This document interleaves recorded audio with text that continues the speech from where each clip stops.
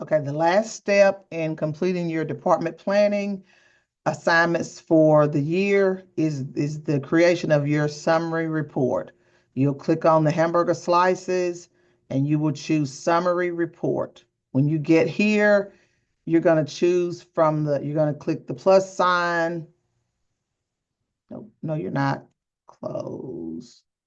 Okay, you're going to, you should be writing your summary report for 2023, 2024. And if you haven't done your 2022, 23, or previous years, you need to complete those. But for this activity, we're writing a summary report for the results that we just reported. And what the summary report does is you'll choose the year and hit the plus sign, and then the form will appear. Okay. So here you're just going to go through and answer these questions. You have a total of 9 questions or things to include here. And so this is a summative report to document the results of the assessment plan for the outcomes from the last fiscal year. In this case, it's 2023-24. Okay, identify the type of evidence that was collected to assess the outcomes. So if I were doing this, I would go in, you click in here, and it's just like Microsoft Word. Your results will display over here. And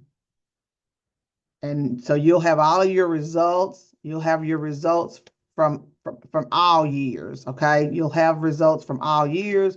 You have your result date and your reporting period over here. And if your 2023-24 results were here, they would be show right here. So you quickly can look here and say, okay, for objective number 1, we used a log.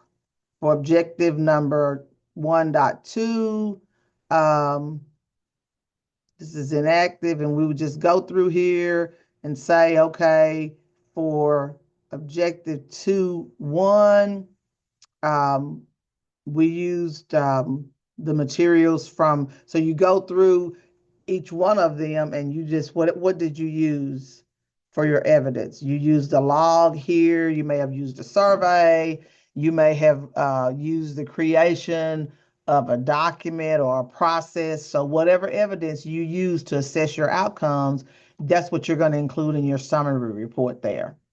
Okay, then you identify the method that was used to interpret the evidence. The method that I used is I went through and I reviewed my results, and then I'm documenting what I saw as I reviewed my results. Okay, summarize the findings. Overall, the Center for Online Learning met all of its objectives for the 2023-24 year. However, for the upcoming year, we will focus on blah, blah, blah. Were there any additional conclusions or discoveries from the assessment process? Did something else come out of those conversations or those discussions, or what you found? You may have found that you need to create another objective, and you may need to archive some objectives. If you need to make any objectives inactive or archive or completed, then that's where you'll include that information. Or if you created new objectives for the upcoming year, you will put that information there. Were the targets or expected levels of achievement met for each outcome? Here, if they were all met, you just put in that all of the objectives were met. If not, you'll go through and you'll list the objective numbers, and you'll say objective 1.1 met, objective 1.2 not met, objective 1. If you distributed these results to anybody, if you distributed them to people in your department or to the executive cabinet, you're going to list that there. Explain how the results will be used, and this is where you will summarize your action plans and any time frames that's involved with those plans and who would be involved. And then number 8 just asks you to reflect on that entire process, what went well, what didn't go well, and any areas of improvement. and then any additional information. So these questions are pretty self-explanatory and straightforward, but if you have any questions, don't hesitate to contact me.